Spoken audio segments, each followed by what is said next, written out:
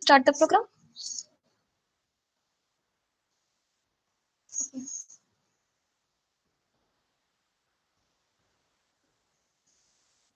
Depending on your whereabouts across the globe, I wish you all a very good morning, good afternoon, and good evening.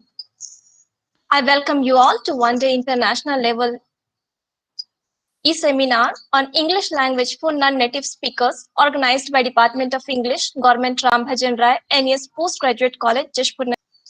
I am Biswana Khatun, Head Department of English and I am happy to extend my cordial welcome to respected Dr. V.K. Rakshit sir, Principal and Patron of this program, all the faculty members of Government Ram Bhajan Rai, NES Postgraduate College.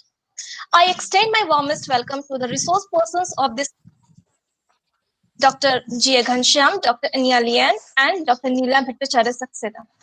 The organizing team extends warm and cordial welcome to who are explicitly interested in knowledge. There are still billions for whom English is a foreign language. As speakers face a lot of challenge to learn English, same is the challenge with the teachers who are going to teach them. Our one-day international level e-seminar on English language for non-native speakers aim to discuss and deliberate the issues related to learning.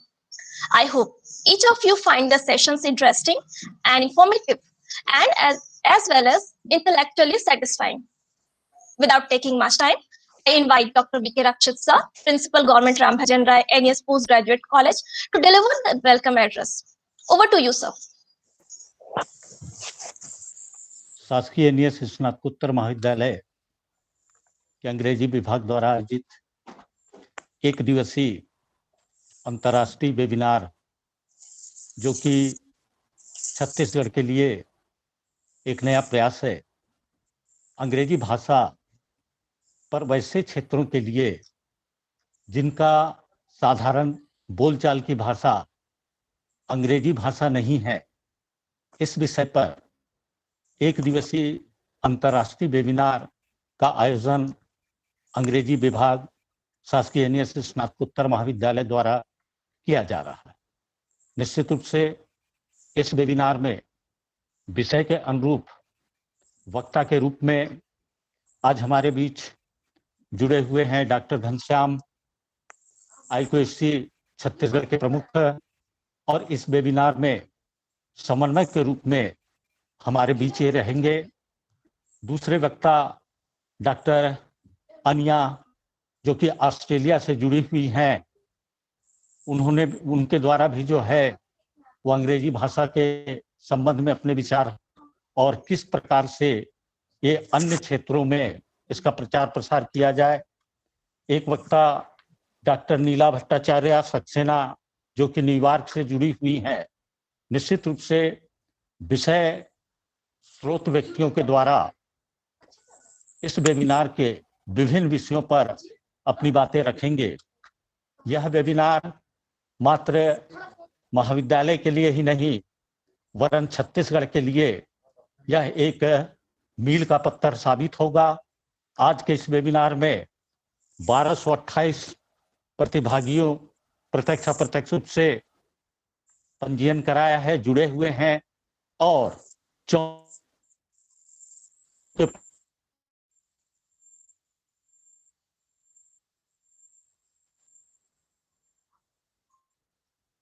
Sir ने इस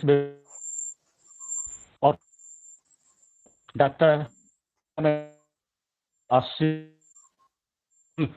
से इस webinar में अपनी सहभागिता दे रही हैं। Doctor नीला भट्टाचार्य सक्सेना ने न्यूयॉर्क जैसे शहर में रहकर इस छत्तीसगढ़ के जनजातीय क्षेत्रों में अंतर्राष्ट्रीय स्तर के वेबिनार में निश्चित रूप से यह वेबिनार जो है वह जिले के लिए नहीं, के लिए जो है एक मील का पत्थर साबित होगा। आज इस राष्ट्रीय अंतर्राष्ट्रीय स्तर पर जुड़े हुए सारे प्रतिभागियों को, सारे स्रोत पुरुषों को, स्रोत छात्र एवं आम जनों का जो है संस्था प्रमुख की हैसियत से जो है स्वागत करता हूं, अभिनंदन करता हूं, नमन करता हूं। धन्यवाद। जय हिंद, जय Chhattisgarh.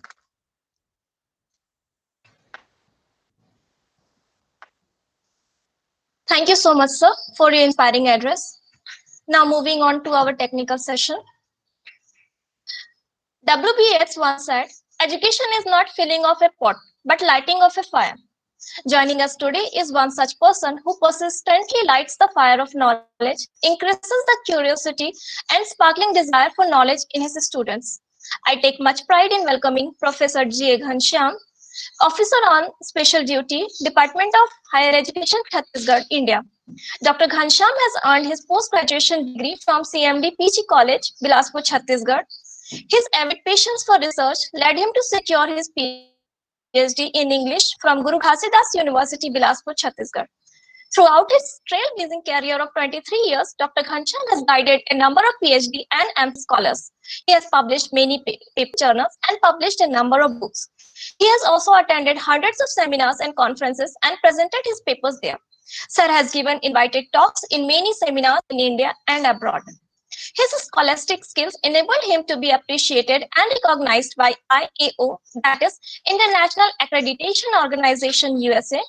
He has also been elected as Fellow of Royal Asiatic Society of Great Britain and Ireland and Fellow of the Guild of Independent Scholars in the International University of Humanities and Social Sciences in Costa Rica. In addition to his work experience in academic field, Sir has the experience to work in administrative fields also. He has been the Deputy Registrar in Guru Ghazidas Vishwavidyalaya, Bilaspur for 2 years. Also worked as Assistant Coordinator at IGNOU Study Center. Sir has many more experiences in administrative fields. Dr. Ghanshyam is here to enlighten our participants through his talk on the topic to accomplish Go Globish. Welcome to this program, sir. We are all eager to hear you. The screen is yours now.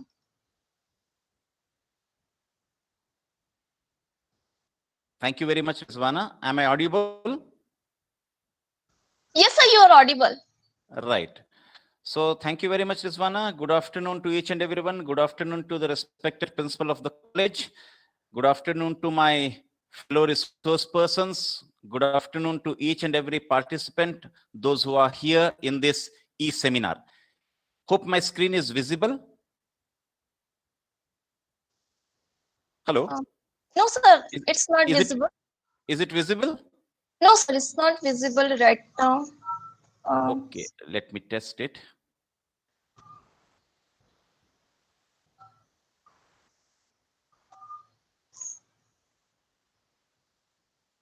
Now just let me know. Is it now?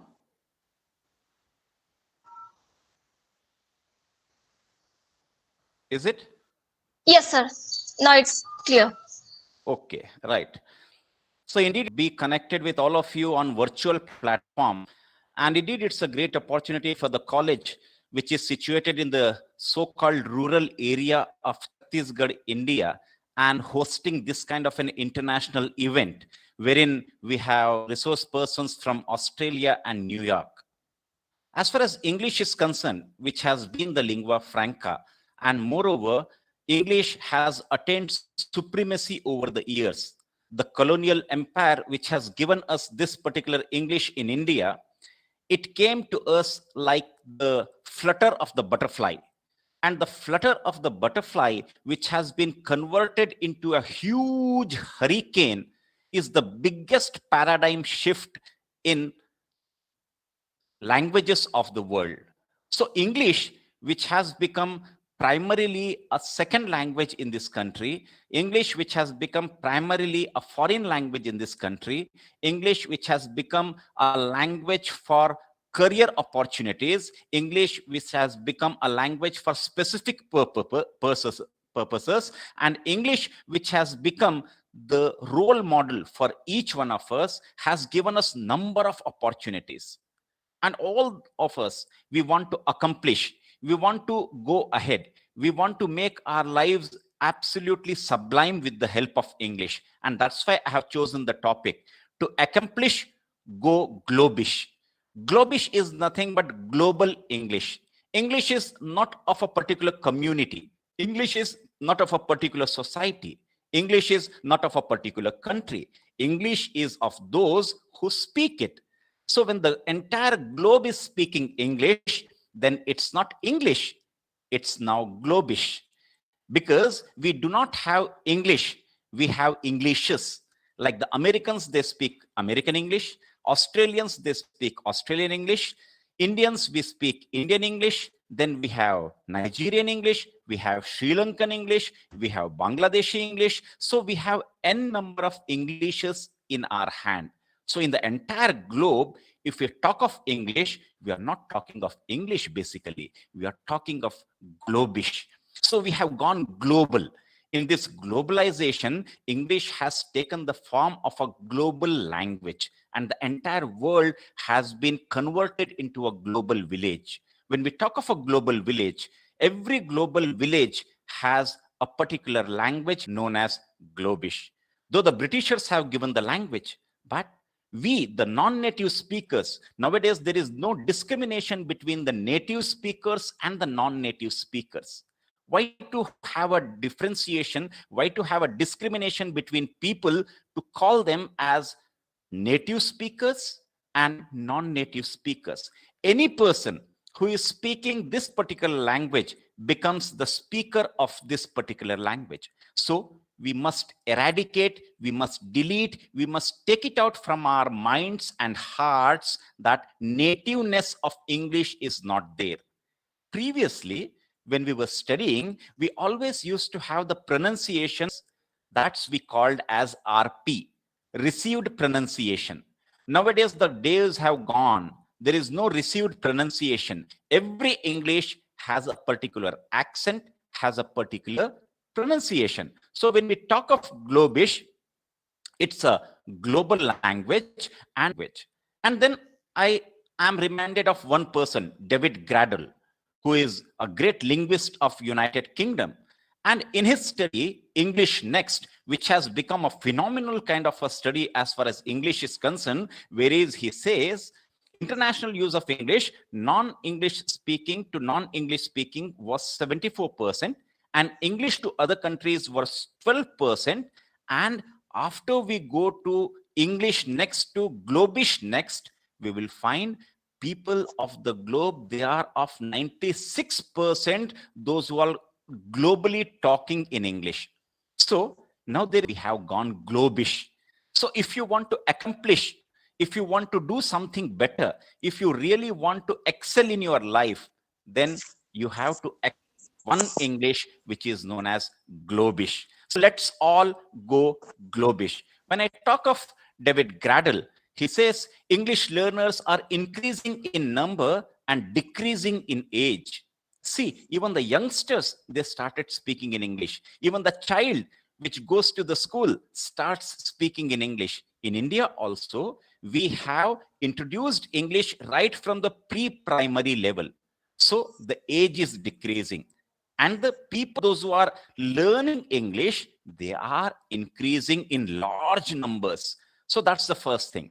The second thing is native speakers may in future be seen as the part of a problem rather than a solution, because the native speakers may not be able to understand the situations, the customs, the traditions, and various socio-psychological aspects of the people, those who are learning English as a second language. So they may not be able to address the problems of the people, those who are using and learning English as a second language. So those native speakers, when they are unable to understand the cultural and the socio-psychological scenario of the second language learner, may not be able to address the psychological scenario of the second language learner, may not be able to address the problems. So that will create a kind of a problem rather than giving a kind of a solution. Then we come to the third one. Non-native speakers of English, they understand very well. They understand the circumstances very well. They understand the cultural impact, socio-cultural situations better than the native speakers of English. So countries like India, wherein we are having non-native speakers of English, they are at much better place than the speakers those who have English as their mother tongue. This is another one. Then the fourth one, what I said right now, the flutter of the butterfly, which has converted into huge hurricane. It's the greatest paradigm shift which history has seen as far as languages of the world is concerned. So when I talk of David Grodl, and when I talk of his linguistic implications, he says the rise and fall of learners means a massive increase in the number of people learning English has already begun. Long ago, it has taken 10 to 15 years. And after that, you will find number of learners will then decline, because people will start using their own languages, their own way of presenting the things. So rise and fall of learners will always be there. The graph of learning will go up and it will come down. And the second one, widening of student age and need. Over the next few decades, you will find there will be a complex and changing mix of learners' ages, as we have seen right now also. We have pre-primary school students, those who are learning English, even the adults, even the grand old people, they are learning English and attaining the proficiency in English. The situation be one of many ages and many needs. So English, which has been taught to us for basic purposes, has been brought into English for specific purposes. So we are learning English for various other purposes. Then the third one, rising competition. Non-native speakers, providers of ELT services elsewhere in Europe and Asia will create a major competition to the people, those who use English as native speakers like UK and USA. So the competition is there. And all these people are coming forward, like RELO is coming forward, Regional English Language Office of US Embassy, and even British Council is coming forward. And both of them, they are targeting their own English. British Council is targeting the what you call the English of Great Britain, and then America is targeting the language of American English. So in this way, the competition is increasing every time. And in the increasing competition, there is loss of traditional, much more efficient, much more proficient in speaking English. And that's why the native speakers have been outdated by the non-native speakers. So that's why I always feel English is not of the native speakers. For that reason, the native speakers, the person who speaks the language, it becomes his own. The way he adopts it and the way he changes himself according to the demands of the language. Then comes irrelevance of native speakers, what I told right now. Native speaker norms are becoming less relevant as English becomes a component of basic education in many countries like India. And Asia has become the biggest market as far as English language teaching is concerned. So every agency is coming to these Asian countries as far as promotion of English is concerned. Then comes the doom of monolingualism. Monolingualism is being eradicated, and at least 2 or 3 languages. Every individual, at least 2 to 3 languages, no monolingualism as far as India is concerned. Then the growth of languages on the internet. It's progressing here. Not only English is being propagated here, but various other languages of the country have gained importance because of internet. So internet has become a kind of a boon because it is giving ways, it is giving the platform, it is this for all the languages not only to grow but also to spread in the various parts of the globe. So all these languages, they are using English to grow and also to spread. And when we talk of growing and spreading of languages, other languages will compete for resources.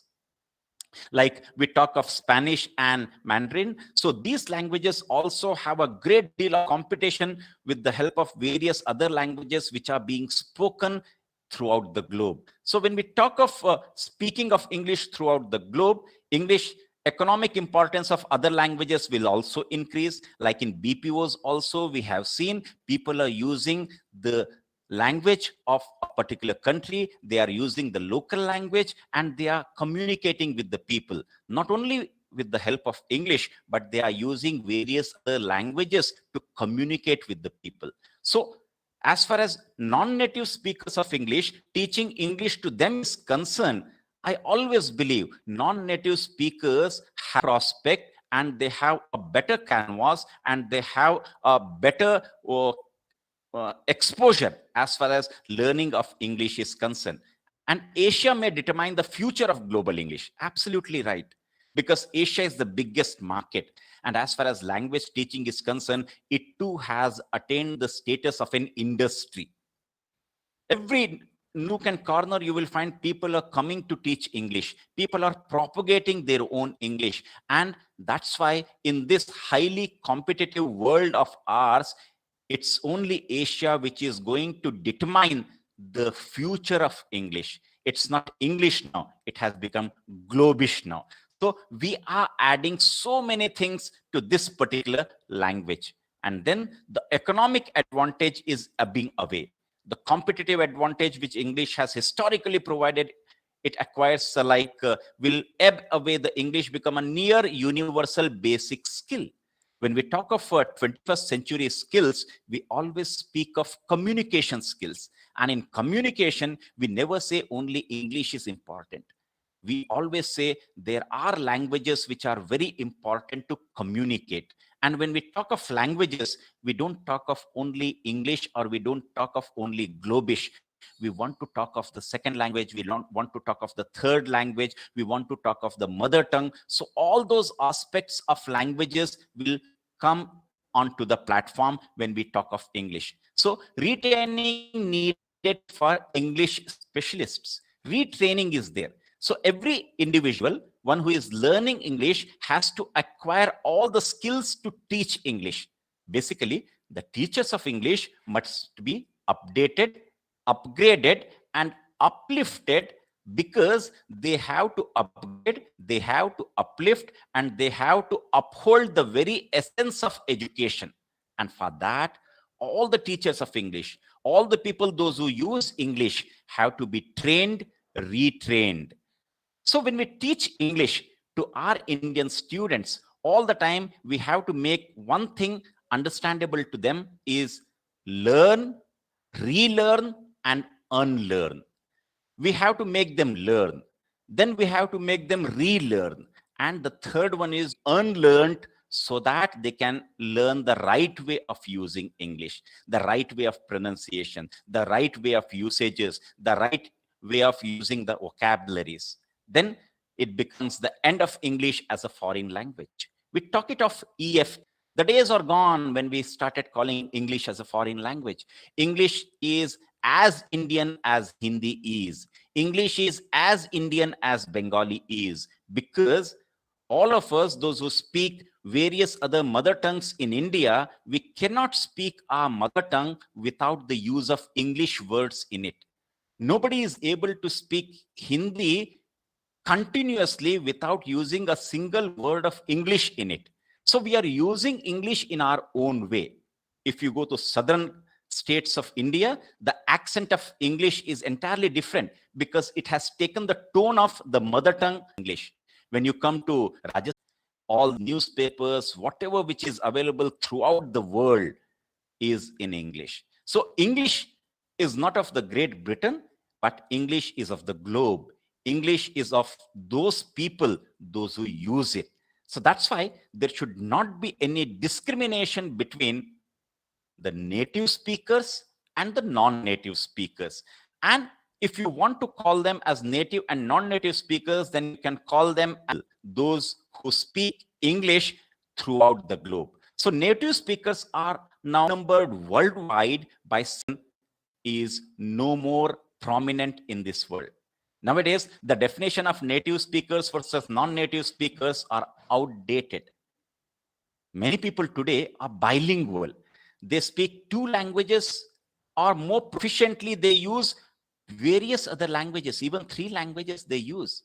And they have a great command over all those languages, not only on English, not only on the second language or the third language. They have a great command. And moreover, they use all those vocabularies what they are expected to use.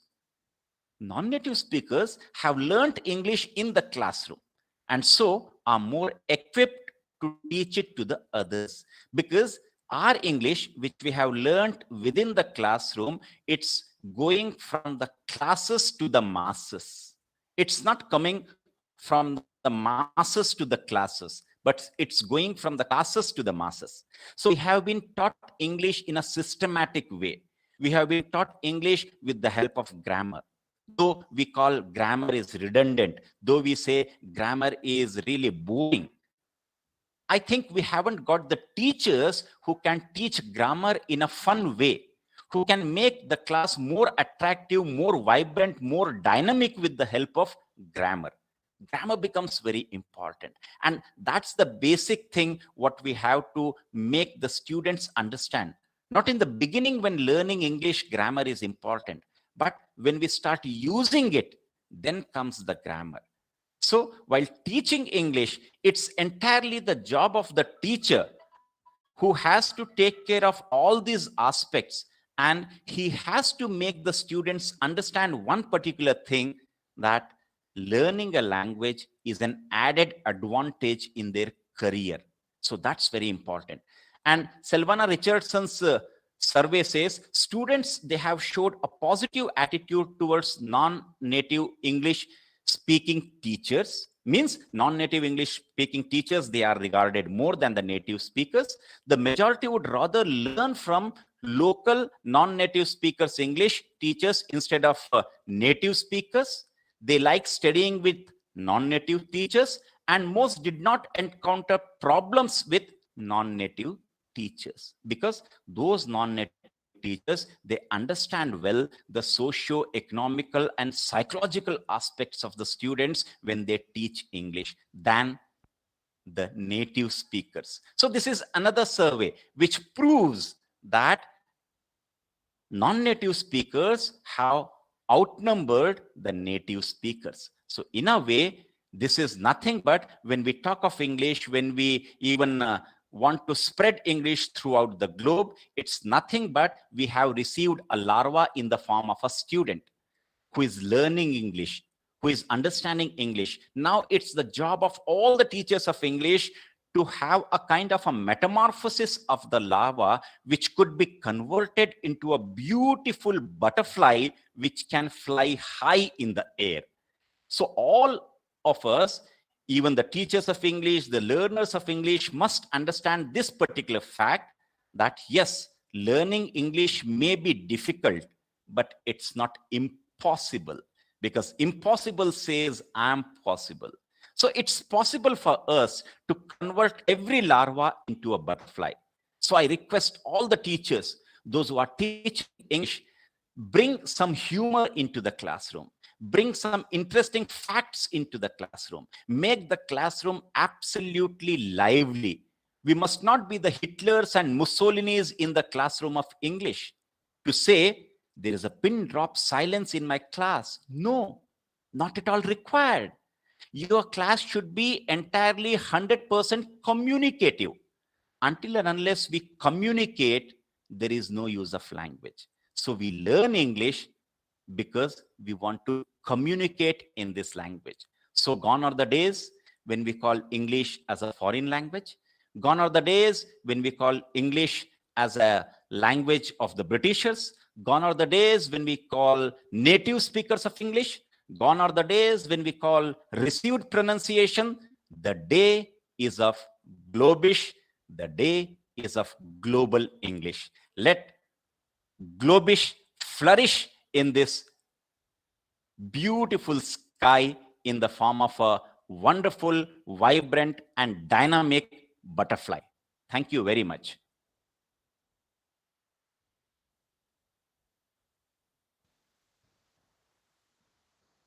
Hello? Yes, sir. Thank you so much, sir. Sir, can we move to question answer session? Yes, yes. Yeah. Actually, there are lots of questions, but I have picked two questions. First question is, what is the basic difference between US English and British English?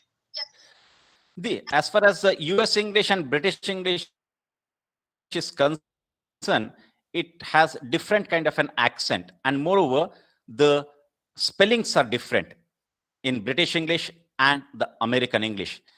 Because America, it has been written, they have been sent out of Britain and they formed their own country called America, and that's why they formed their own English. And that's why if you see the spellings of computer takes only the American spelling, not the British spelling, and wherein you get the red line under it. So the spelling difference is there, the accent differs, and even the tone differs. And English, as far as Britain is concerned, it's formal. As far as America is concerned, it becomes informal kind of a thing.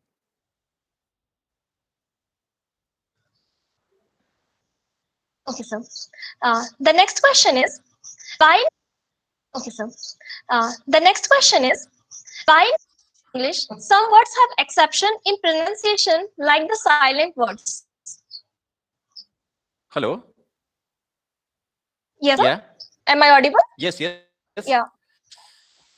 Should I repeat the question? Yes, please. Why in British English some words have exception in pronunciation, like the silent words? Yeah, it becomes basically the culture of a particular language. Like in Hindi, we have an accent and we have a stress on each and every syllable, each and every letter of Hindi. But in English, that isn't the case.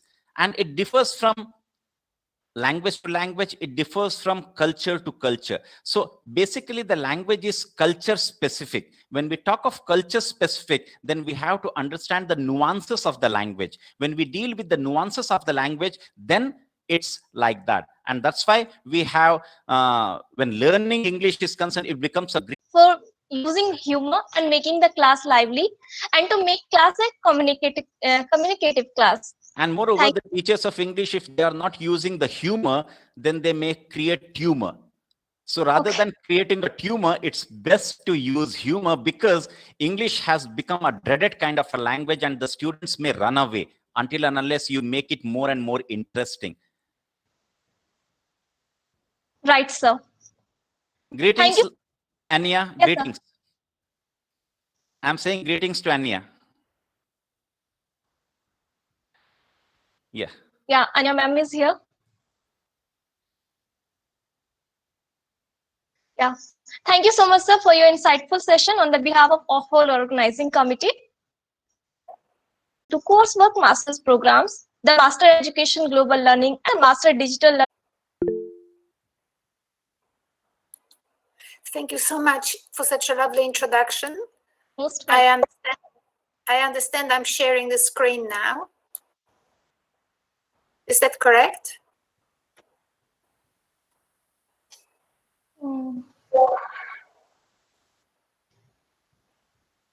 Can you see the presentation? No, ma'am.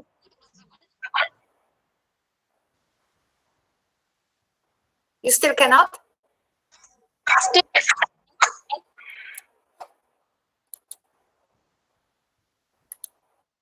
Okay. I think I fixed the problem.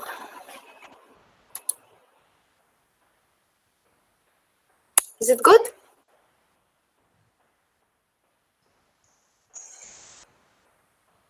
So is it okay? Can you hear me? yeah, you're audible, but your presentation. Yeah. Now it's visible. You can proceed. Okay, thank you so much. So thank you very much for this opportunity. I have to say that doesn't matter how many years, for how many years you present your research and how many times a year, it's always a stress. And because you always want to produce something new and you want to share something new, and it requires from you to rethink your own presumptions, even the things you believed in. Has been the case with me for this presentation. So I really, really enjoy sharing ideas, because I hope they will communicate something useful to everyone. Of presenting, it's a challenge every time, and it's contributing to my own knowledge. So I wanted to talk about innovation in innovation in research to support teaching English as a foreign second or whatever language in our current 21st century context. So quite nicely today, and I started the presentation wondering, if we want to do innovation, we have to have ideas. And I wondered, where do ideas come from, right? Because innovation means bringing something in and then reorganizing things so that we can come up with something new and test it and so on. So I was wondering, if we were to bring something new in, where do we get it from? Where do we bring it in from? Let's have a look how the presentation develops. So I had a PhD student. She's finished by now. She's happy. She's reading a couple months ago, and she did research on teaching research skills to undergraduate students in Indonesia, future teachers of English. And she found this book by Professor Gary Thomas. And Gary Thomas, as you can see, he's comfortably sitting there. He has been a quite prominent figure when it comes to research, and so I've put his credentials up there. And he's very critical of educational research. And I might actually read us what he is saying. So I took this text from my PhD student's thesis, played with it a little bit. And according to Professor Gary Thomas, he thinks there is a stagnation in education research, which means not much innovation. And there is reliance on compliance rather than critique or innovation. And this process begins early in one's research career. And he says in research training courses, which is exactly what my student was doing her PhD on, research training courses. How do we actually bring in innovation? And he does not teach how to be innovative. Instead, it tends to operate as a regulatory body, ensuring that dissent is increasingly rare and that's fairly in the middle lane of, was it correct? What made it correct? I'm asking myself this thing. So we've been told for many decades now that you've got to know your students. You've got to know your students. And I'm always wondering, if we have to know our students, what would that mean? What would that mean? I also ask myself, when our discipline knows perfectly well that texts are words organized by grammar and used in cultural settings, what's there to learn in terms of being a researcher? I get pretty often statement, I mean, I hear it from many people.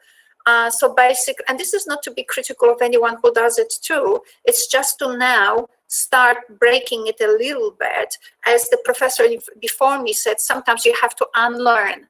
And to unlearn, you have to break things. You have to identify some tensions and break them or loosen things a little bit to let other things come in. So I ask myself, if texts are organized by grammar and using cultural context, and so what's there to learn? We know everything. But then I ask myself, well, then we don't actually know anything about the learner. We just know everything about the text. Well, not everything probably, but we're talking about text. So there are numerous books written about the acquisition of vocabulary, acquisition of grammar. We know all the second language acquisition theories, and they all are about how the learner acquires that particular system, that particular linguistic feature. But that's the feature of the text. It tells us nothing about the student. So the question is, what is it that we know about the student? And where do we get this information from? So I think that whatever I present from now on, it just doesn't matter. I think that question, what do we know about the student and where do we get this information? I think that whatever I present from now on, it just doesn't matter. I think that question, what do we know about the student and where do we get this information from? This is where I would have left my PhD student now to go home and think and answer, because I wouldn't want to pre-day every month, every so many months, I update things and present them differently and think of them differently. So where do I get my information from? And I want to introduce you to those different sources of information, because I have no doubt that some of you are, just like me, are addicts to the YouTube, and you watch things on YouTube, but the question then later on is, so what do I do with it? So I will go there shortly. But first of all, so what do we know about the student, and now where do I get the information from? Well, I'm looking to different sources, but let's today stop with neuroscience. We know that there is a huge flourishing of neurosciences in the last 20 years or 25 years because of new technologies. We can actually see and have evidence about a lot of ways in which the human brain processes information. So that's been very interesting. Here we can see that the input comes to the eye, but the eye doesn't see the input. This is very interesting, because a lot of research in English learning had been on what input do we present? What do we do for people to notice, right? Well, clearly research here says they won't see anything unless it's relevant to them, So that personal experience and the top-down systems that actually orient a person's attention to signals are the dominant ones, not the one that we think, it's the one that the student thinks, right? So if you sometimes feel that you're talking to a wall, you are. So that's very interesting. Now, the Professor Anil Seth is extremely famous, and the lecture is from the Royal Institution, so it's not something that I pulled out from an ambiguous research and maybe not necessarily that prestigious. All these slides are from #1 scholars in the world. I used a lecture here from Jordan Peterson on Professor Professor Jordan Peterson on how we learn, and you can see that at the minute of 1 hour 11th minute, he actually talks about it quite well. But the research obviously is not his, and the research comes from no one else but actually Professor V.S. Ramachandran, one of the key, if not the key, neuroscientists in the world. So we have these two hemispheres. And even though people will argue about which hemisphere does what and whatever, but prototypically, they have two different functions. One is the one that actually enables us to learn, which is the right hemisphere, the unhappy hemisphere, because it goes back into a shock. Oh my God, how do I do it? I don't know. And the left hemisphere is the happy hemisphere, generates all the answers. So clearly this, even if we were to stop thinking about it now, it tells us, well, we need to actually, if we want to learn, if we want our students to learn, we have to begin with a challenge, something that actually sends a child into this shock, like, oh my God, how do I do that? So I looked there and studied it a lot and took notes from Jordan Peterson's lecture. And, you know, when I listened to him, I thought I understood it. Then when I was taking notes, I didn't understand it and I had to hear it like 20 times. And I think that that's something that a lot of my PhD students don't appreciate. They appreciate after I talked about it. And I learned it from someone else as well.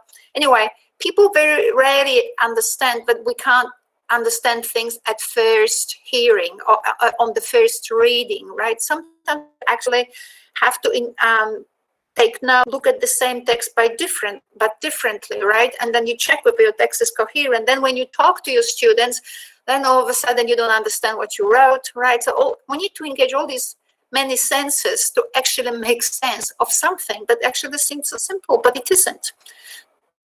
So I look also into the studies on culture, but I'm not sharing with you those slides. I actually am sharing with you research on cognition and analogy by, I think I can't see the guy's name. Doesn't matter. You can go to the Stanford channel and find the analogy as the core cognition. And the sign meaning by reference, right? So car is not that object, the car you say. Car is many things, right? So the meaning is not through reference, but through difference, right? Through difference, it's deferred. So a hub, as he explains, is the wheel, is the airline, is the company, is the rolling thing, it's the mobility. I was 9 and I was in a situation where if I didn't drink now, I'll just die. And another one is obviously training. If you exercise, there are moments when you just need a sip of water, right? So our emotions, our experiences and our memories are emotionally embedded, and those emotions are actually inscribed on our body. Why don't we just, for at least one PhD project or for one project that we get funded for, why don't we just dump those questions into the bucket, the rubbish basket, and actually come up with a question like, what is it that we would like our students?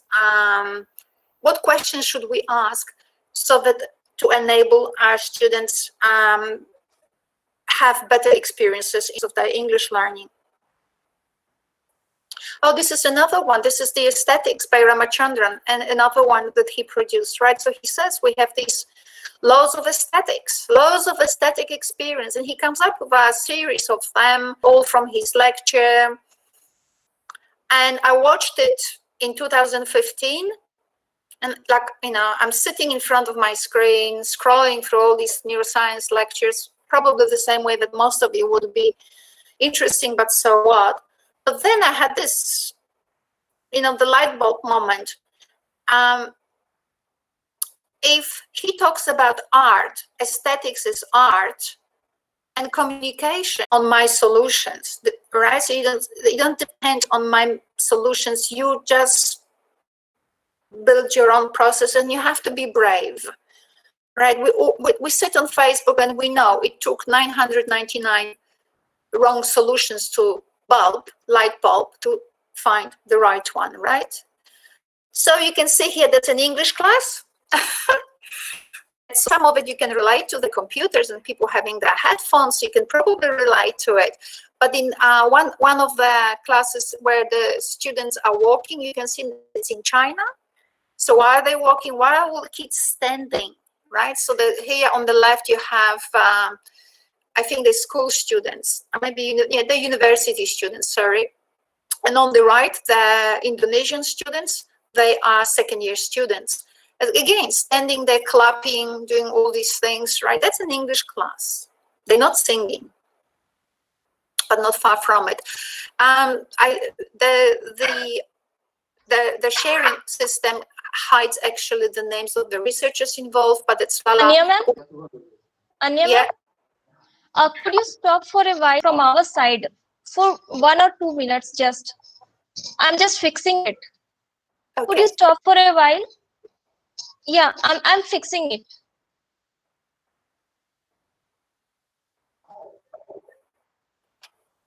कैसे?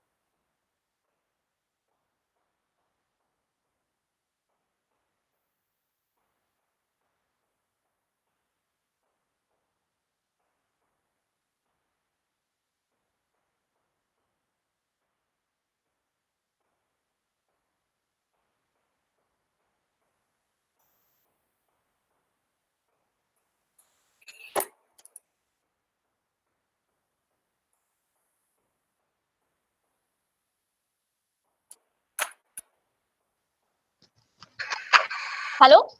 Yes? Yeah, the problem is fixed, ma'am. Now resume it. Oh, great. So, Sorry for disturbance, ma'am.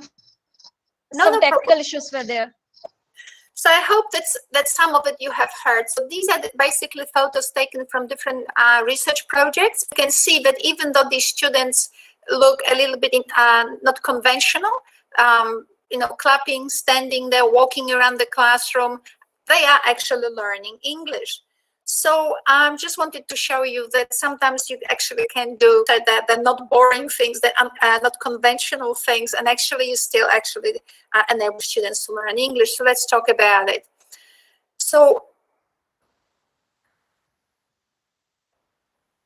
what we decided, that because the person is actually in charge of their own experiences and in charge of what actually talks to them, we decided that because it's not the framework of thinking is not just only mine. So the people around me, like Professor Andrew Lyle and myself, we decided that we will not teach English so much as we will think of activities and design tools that enable us. So you've heard the concept of self-organization, and what it means is not necessarily that explicit teaching is not bad. There's a room for that too. But basically, what we're after is actually enabling students to self-organize. They detect the things. So we were thinking of identifying tools that enable students to engage these multi-sensory processes in terms of which they organize themselves in the world, and this time in the world of English. So how can we stimulate all this thinking and the feeling and the motor movements, right? So when you move in English. You don't move in French. If you are French, because if you're learning English, you adjust your body and your breathing to the rhythm of English, so that you are a little bit more intelligible. So we're thinking, what the heck can we do? So we got all these principles from neuroscience. So how can we actually enable students to self-organize and do so by engaging their multiple senses? So we clearly have the students involved in projects. That's what gives them the focus, right? Whatever they do it in order to do their projects well.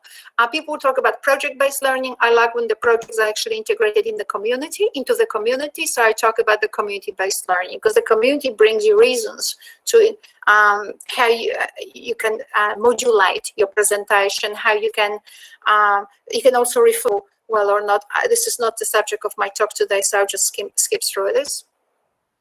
One of my students actually was doing academic writing in Indonesia, and these students actually had all the resources all the tools for self-organization. We actually created them and we put them all online. So students could actually work individually or on groups and sometimes in class, but the resources that we created for them to utilize those tools for processing information in a multisensory way in order to stimulate self-organization in English or in relation to English, we put it all online. They had all that stuff there. Some of my students very often don't know what's a resource. So this is a typical resource. Actually, this is one of the very nice resources created by one of my literacy students. And I'll just show you 3 slides so you can actually get an idea what I mean by resources. Materials that teachers students to actually work through the material by themselves or in groups, discuss, and then utilize it in order to generate a product relevant for this. So the student here is using the visuals. Students and maybe and myself wrote that paper. It was about language learning. It would drive you nuts, right? So what I'm saying here is what our research has shown, in chunks. The chunk is something that you say between how long it will take you to say all the words before you take the next breath. So we actually have long sentences. They have 5 long, smaller chunks. I will not introduce you to it much to that, but you can say it. We have 5 big chunks. So these are the Roman ones, and in every sort of sequence of longer chunk is there's smaller chunks there. And when you actually reflect with students on this, and when you engage in thinking about it, where is the grouping here? Where are those aesthetic processes that Ramachandran said? They will come up with their own solutions, right? They will say, oh, and maybe wrong ones, fine. But you engage students in reflection on what the research says. So now they don't think of a sentence like, you know, you use the connector and you use a comma here. What they are thinking is, how's the grouping? What groups are here? What is there a balance here in this text? Is there harmony? Is there visual rhythm in those sentences, right? And they will, so you engage students in thinking about the processes which are familiar to their brain, as opposed to teaching them language, how you think of the things, how this text is organized in terms of those aesthetic categories. You have a voice, but so do I. And you have these categories are still in place, and you can then see how the text changes in relation to those categories. It's very interesting to look at. So it's a more powerful tool than say that this text has a beginning, middle, and the end, right? You can't teach beginning, middle, and the end, but you can teach children or students how to actually generate a focus of a text, how to generate a problem, how to create a discussion on its relevance. So I analyzed here a story by an Aboriginal Australian story on kangaroo, and how the kangaroo got the pouch. So you can see it started sort of, it didn't have a moral. So instead of having a moral, after the resolution, it went to disturbance. And then it went again to disturbance, until it finished with the moral. We had other texts. There's an abstract here produced by an expert author. It started with the development, should have started with the focus, it didn't.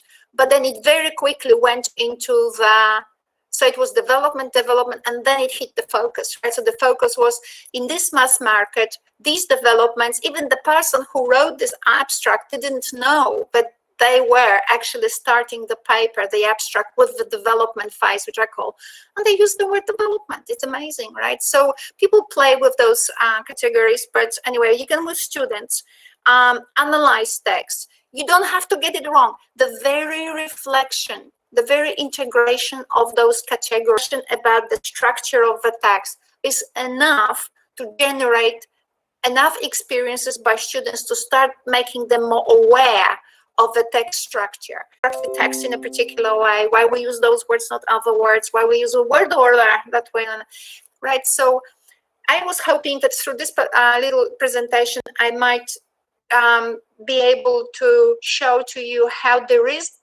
a lot of information out there. This is just glimpses which I showed you, and how you can creatively think for yourself, how to integrate that strange information, and how to actually develop tools to enable the processes that neuroscience says we use to self-organize. Each of us is different because we self-organize according to our own experiences. I hope it was useful for you.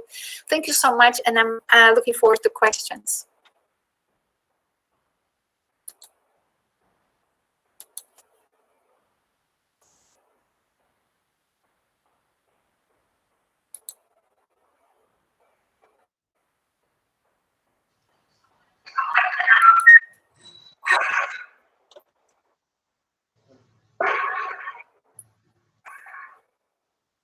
आप admit कीजिए.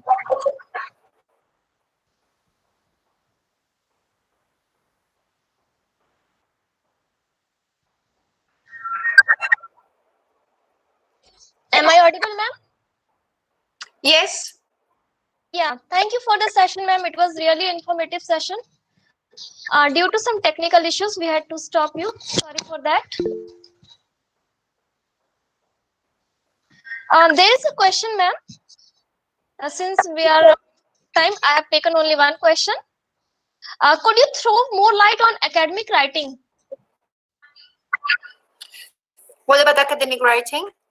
Yeah, could you throw more light on academic writing? Means how it is important and how we can bring more clarity to it. Okay, so in Indonesia, my student conducted research. It was a mixed method research, so we had quite large number of students. And experimental group was what they classify as weak students, and then the control group was doing what is required by the government as a method, as a preferred method. So and that's systemic functional linguistics. So anyway, so the good students were doing systemic functional linguistics and our students were doing our method.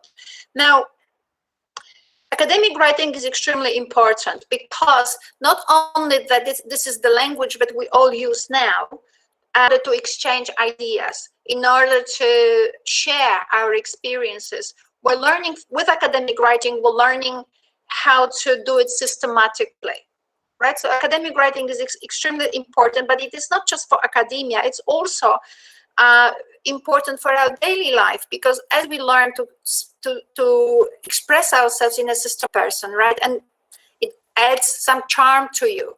You know, so President Obama, right? He had that skill. So it's very important, and it's one of the key skills of, in general education, that students on the completion of their studies, they must demonstrate the capacity to think systematically, and systematically also means critical. Spoil the work of my PhD student and give out message before he actually publishes it. We had an enormous success. We had a valid research outcome, and our students who are studying using our method, our experimental group, didn't just catch up with the control group, actually overtook them. It was interesting that focusing on reflection, focusing on actually the processes that neurosciences by which we actually process information was that useful for them. And who was teaching it? My PhD student who do experience. So he was no expert. Thank you so much. It was really a remarkable session. I wholeheartedly thank you for enriching our teaching fraternity and student community with your enlightened talk. It was really insightful, illuminating, and relevant session. It truly was extremely riveting. Once again, thank you so much, ma'am. Please stay back. We will move to next session. Neela ma'am, are you in? Hello? Yes, I'm here. Ma'am, you are perfectly audible. So, it is said, travel is the best teacher. And what else could be better? New York, University of Hartford, Connecticut. She has been a member of Hutton House Lecture Series from 2002 to present. Her insatiable interest in Hindu Tantra, world religion, and mythology led her to publish 2 books, Absent Mother God of the West, a Kali lover's journey into Christianity and Judaism, published in the year 2016, and In the Beginning of Is Desire, tracing Kali's footprints in Indian literature, published by India Log Publications, New Delhi in February 2004. She has also published a number of articles in various reputed journals around the world. She writes a blog called Stand Under Mother Principle. She had been member of IAPL, that is International Association for Philosophy and Literature, from 1996 to 2012, and AAR, that is American Academy of Religion. An educator of English, a fluent speaker of Bengali and Hindi language, and with a working knowledge of classical Sanskrit, is here to enlighten our participants on traveling beyond the self, English as a global lingua franca. Ma'am, we request you to enlighten our participants with your talk. Over to you, ma'am. Thank you so much, Rizwana, for this rather extensive and very kind introduction. So I thank you for this invitation. I'm not sure how you will take. I decided, since you suggested by looking at my blog about travel, so since I am mainly a scholar of literature, religion, philosophy, so I'm going to focus on the aspect of traveling beyond the self as an expansion language, as well as a kind of expansion of the self and the dissolution of the self in the process. Because my own journey as a diasporic scholar who left India more than 3 decades ago, it has probably created my own persona as a scholar and a teacher. And of course, I ended up accidentally in the world of religion. So I'm going to focus on that. So let me, if it works, to check this.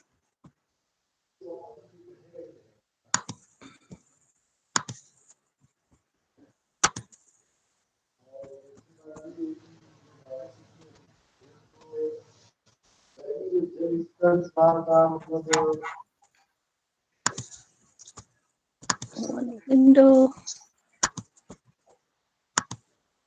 Okay, so can you see the screen now? Hello? Visible. Hello, Just can you see my screen? yes, ma'am. Yes, yes, ma'am. Okay. Okay, all right then. So so here actually I'm invoking in the image the travels of the Buddha. So that's the image you are seeing here. And whenever I speak, I try to learn a little bit about my audience. So I looked at your website and I was quite happy to see your principles message. So the non-native speakers of English who are trying to understand this global language and participate, is probably good to look at that message, because I found that quite inspiring. That about education, the views are actually left over by the past rulers, the British, whose aim was not the development. There was no emphasis on quality consciousness that the principle very astutely recognizes. And this mad rush after degrees and how that has actually harmed. And what he uses the word, our personalities got ramshackled. And all the rich ancient legacy collapsed miserably. So I'm going to invoke that ancient legacy also in conjunction with travel. So how to really develop this system, I'm compromising on quality, and the transfer of knowledge and skill to the next. Skill is very important. And since I didn't get to listen to the other talks, I only caught the last few minutes of Dr. Nian's talk. Probably discuss the skill. I'm not going to focus on, yes, it is important for employment and else. But the last words in the message, that we need to develop human values such as compassion, love, reverence, and tolerance. So it's a session to forge the learning of the global language without sacrificing that rich ancient legacy, develop a different focus. So here we are, I'm invoking a book by David Crystal, English as a Global Language. So we need to embrace English without harm to the native tongue's use value. So the question I'm raising, can we use the language to go beyond its reach? And by reach, if you, again, I will invoke a little bit of history here. If you think about the time when Shakespeare was writing, and this reach was very small, but it is rooted in that cultural history. Since I also study cultures of the world, and understanding of cultural materialism is important for me. So article, it actually tells us this the reach of English at that time. In the art of English poesy, the creative writer is advised that one form of English is more highly regarded than all others. In consequence, one should follow the usual speech of the court and that of London and the shires lying about London within whatever miles, and not much above. So now think about it. It was a very small circle, and then a little bit more. Because this colonizing modernity, which has been such an important aspect of human development in many ways, but at the same time, modernity as a Euro-American provincial ideology of progress, where the past is antiquated. We cannot accept that, because we cannot as your principal says, the ancient legacy was destroyed. So it is atheistic, reductive materialism, which has been universalized, and the feminized earth and the native people are othered under that. So that it's important to recognize what is, so capitalism, instrumental rationality, Eurocentric colonial, all these are part of that system. These have brought forth both incredible machines and the time of the Anthropocene and the planetary crisis. So how do we use this global language without falling in the traps of that ideology?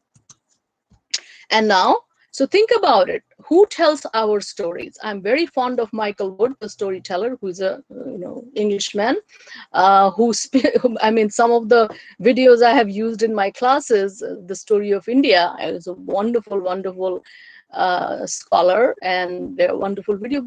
These are the stories told by people who were, actually part of that colonial heritage. And the use of language can be used to communicate a different reality. So in today's hyper-connected world, teaching of English must be done with full awareness of its history, but without recrimination. It's not a blame game. We have also benefited from the language, because that's the language I'm speaking right now.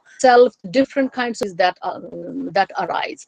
So this is something from Gauri Vishwanathan, and she says that the work draws upon the illuminating insight of Antonio Gramsci, writing on the relations of culture and power, that cultural domination works by consent and can and often does precede, that cultural domination works by consent and can and often does precede conquest by force.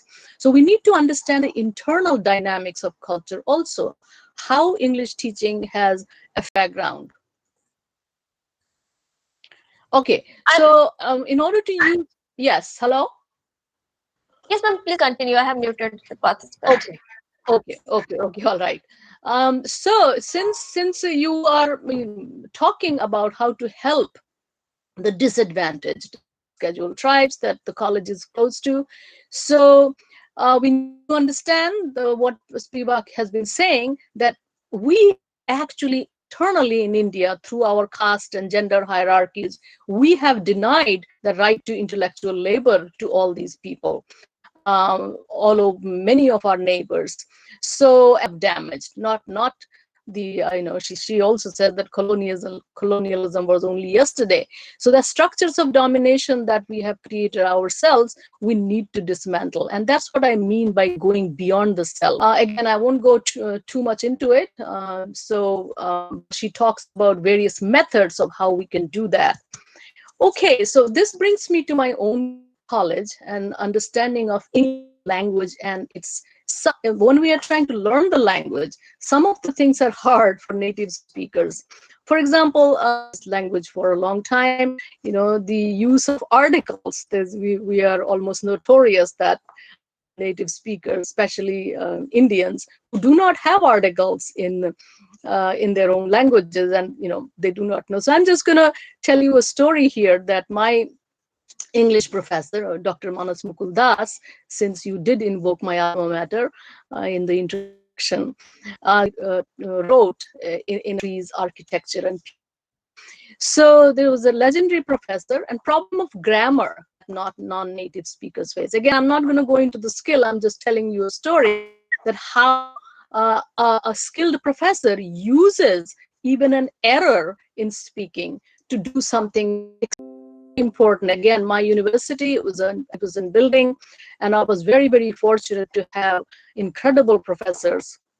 And then, and of course, in order to go beyond that decolonization, we'll have to develop a global vision of a planetary life that is not based on elitist values. Unfortunately, those elitist values still operate in many of our colleges. So that's why I'm invoking Paulo Freire's work, Pedagogy of the Oppressed, and changing the system of education from what he called the banking system of education and towards a pedagogy of hope.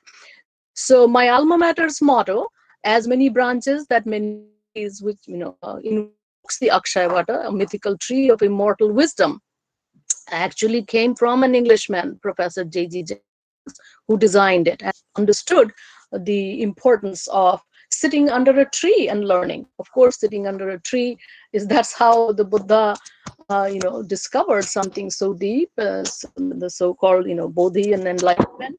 So that is something which is vitally needed today. And why is it needed? Because we have created oppressive structures everywhere. Now, since I have been teaching in the United States for more than 30 years now, I have learned a lot from how imperial English must be deconstructed. And for that, I'm invoked. So I'm having an incredibly diverse classroom in a community college has taught me about the use of language, power, and communication. So at a time when the struggle for Black Lives Matter has been intensified, I want to recognize the depth of Baldwin's insight about language in this 1979 essay.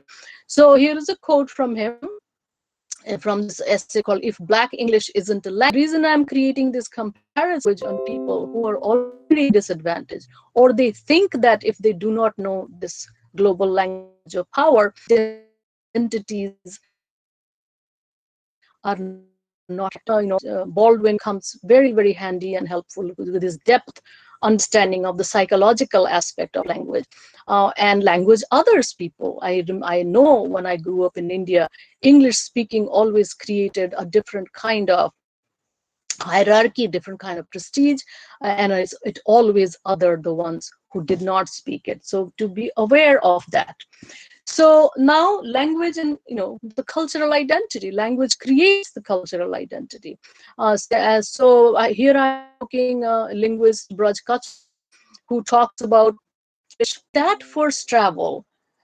Since India is a subcontinent, every even a little bit of travel beyond one's own place shows what a powerful multilingual civilization is. And again, it was the use of English that made me be able to talk to people in Kerala, because I do not speak any of the southern languages. So I begin with this traveling beyond the self, that whatever my own personal situation was, it is through that traveling that I became aware of the vast world of India itself. So, and it was very interesting that my paper, this was my very first paper, it was called Beckett's Endgame, a Zen Utterance. And that I started that essay by, so we do not want to focus on this singular identity of English speaking. We need to understand that how we could really, really develop and understand that the same word is used in many different ways, and we inhabit plural identities. So this is how we travel beyond the single identity to something more expansive. So this brings me to my own writing.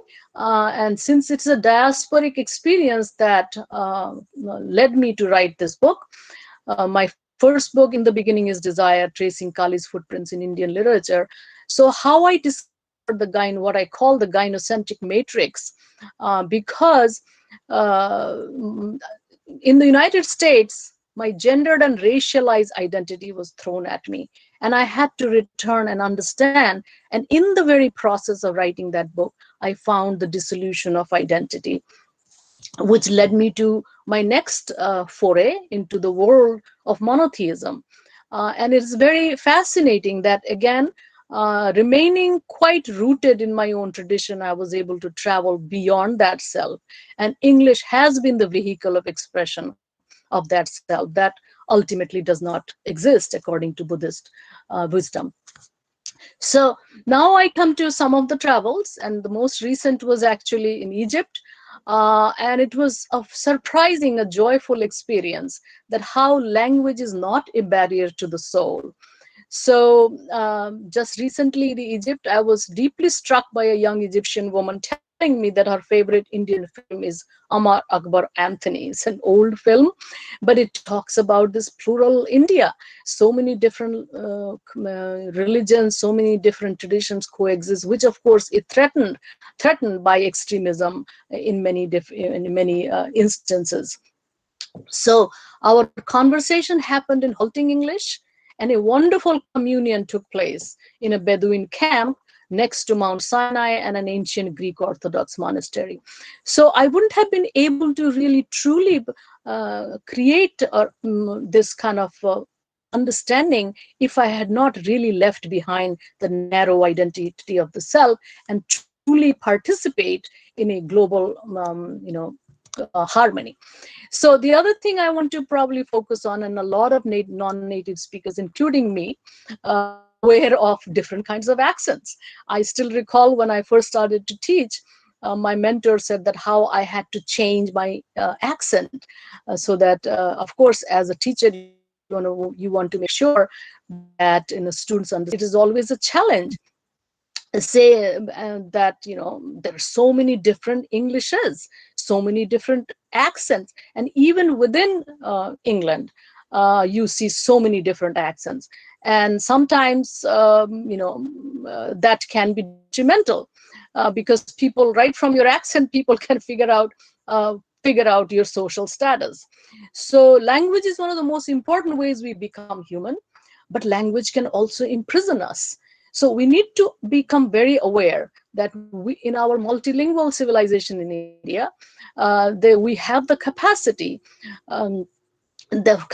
for freedom, and we need to recognize through skillful means that the teachers need to find how to do that with their students.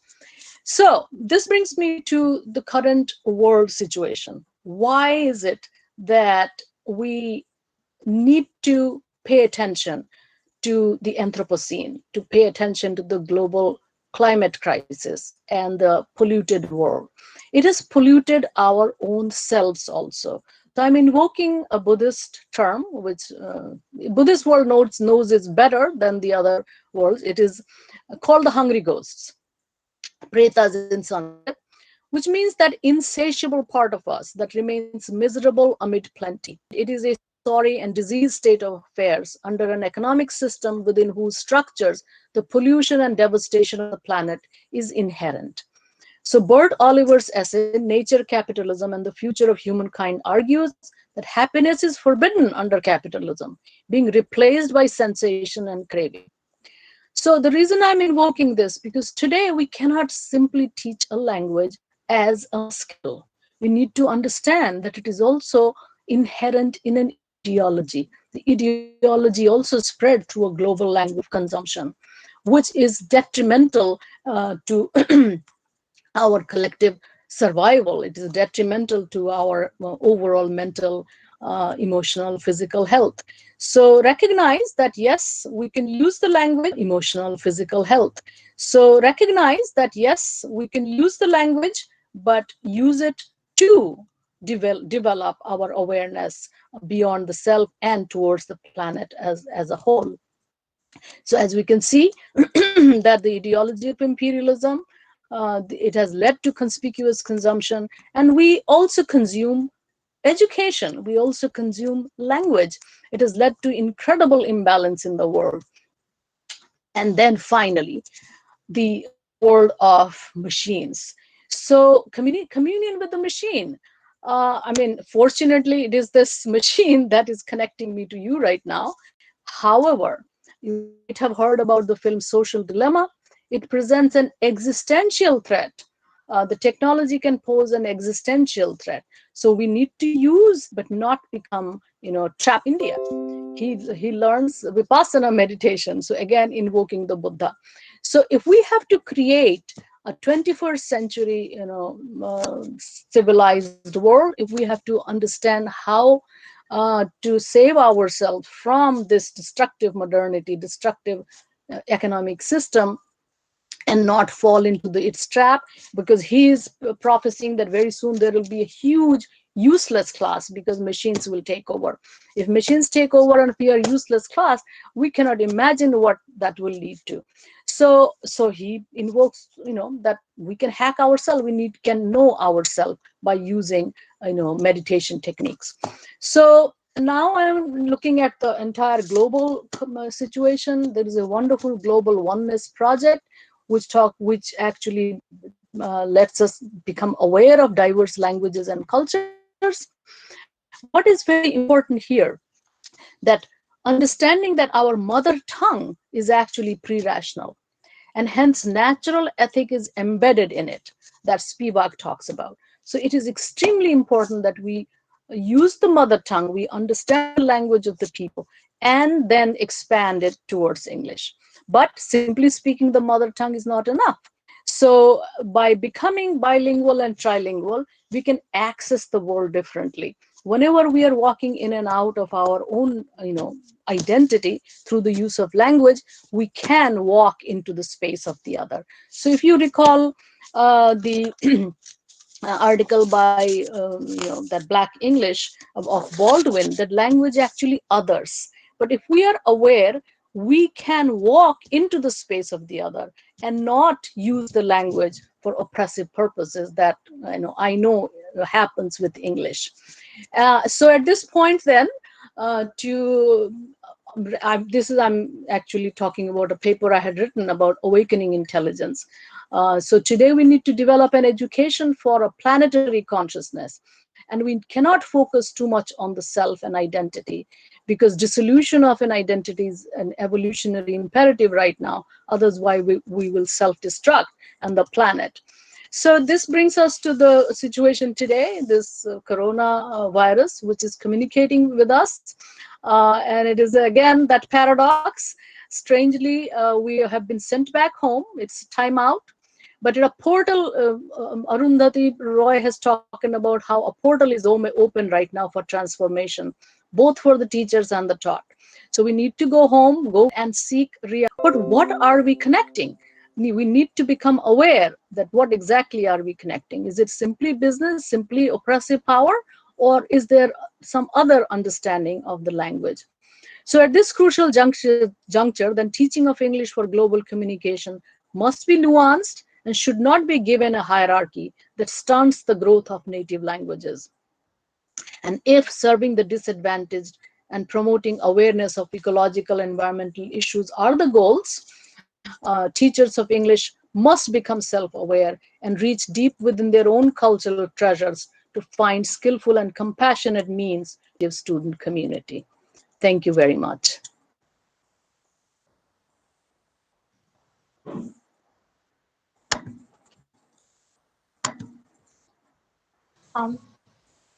Thank you so much, Neela ma'am. Really very informative session. There is a question. Can you elaborate Braj Kachru's 3-circle of English model? Okay, again, since I'm not a linguist, I do not know the inner, outer, and expanding circle. So from inner, of course, those are native speakers of English, right? You can read the article, he uses a very famous language and there's details about that. And then it goes beyond, it's an outer circle of different kinds of people. And then this expanding circle, that's the global thing, where the language becomes, a different understanding of language, which is when it is no longer a narrow, inner circle. Because then it is, so think about it, in India, English is not a foreign language. Okay. Thank you so much, ma'am. That's all for question and answer session.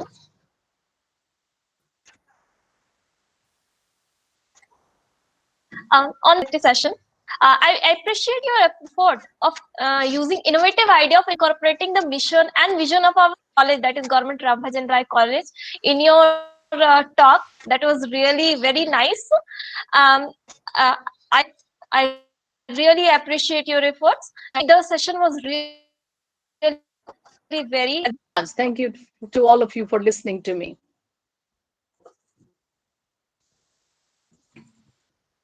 Now moving to vote of thanks. Feeling gratitude and not expressing it is like grabbing the and not giving it. At this time, I am full of feeling of gratitude. Propose the vote of thanks. First of all, I would like to thank the Almighty for His countless blessings, without which this program would not have reached its destination. My sincere thanks and gratitude are to respected Dr. V.K. Rakshit sir, Principal, Government Ram Bhajan Rai NSPG College and patron of this program, for his visionary leadership and timely support, which inspires us all to go beyond our limits to set new standards and achieve them. I also appreciate the valuable inputs given by whole family of NSPG College. I thank all the resource persons, Dr. G. Ghanshyam, Dr. Neela, Dr. Anya Lian, Dr. Neela Bhattacharya Saxena ma'am, from the depth of my heart for the insightful and informative talk and their efforts to go extra miles enriching our student community and teaching fraternity. It would be extremely gross of me if I do not mention the name of Mr. Ashish Rajpal, Assistant Professor of Zoology, Government College Rara, for his invaluable support. I would also like to thank Mr. Rakesh Satpathy for all the help rendered as and when required. I would also like to thank Mr. Sunil Chauhan for his help. I'm extremely grateful to all the participants of this program for the overwhelming response and enthusiastic involvement throughout the program. Thank you all for your active participation. Thank you so much. Thank you. Thank you. Thank you so much, ma'am. Thank you. It was great pleasure to have you all on this virtual platform. All the best wishes. This COVID-19 actually sent us into our homes, but talking through this virtual platform. So it's one of even there are so many, but there is one pros that is we are meeting together. Thank you so much for being here. Absolutely, absolutely. Yes, paradox, right? There is always Yeah, two sides to things. Yes, yes, absolutely. yeah, And we are there are using always the two skill. sides. Thank you, Rizwana, for All right. organizing it. It's been very, Yes. very good. And you've been extremely nice to us. And the whole finale, the whole conclusion, the whole gratitude prayer, I really appreciated it. Thank you so much for making it also pleasant. Thank you so Yes, much, very ma'am, much. for accepting my invitation. Okay. All right then, Care. Goodbye then. To all the participants, goodbye, ma'am. Okay. To all the participants, feedback link is posted in the chat box. Please fill the feedback form.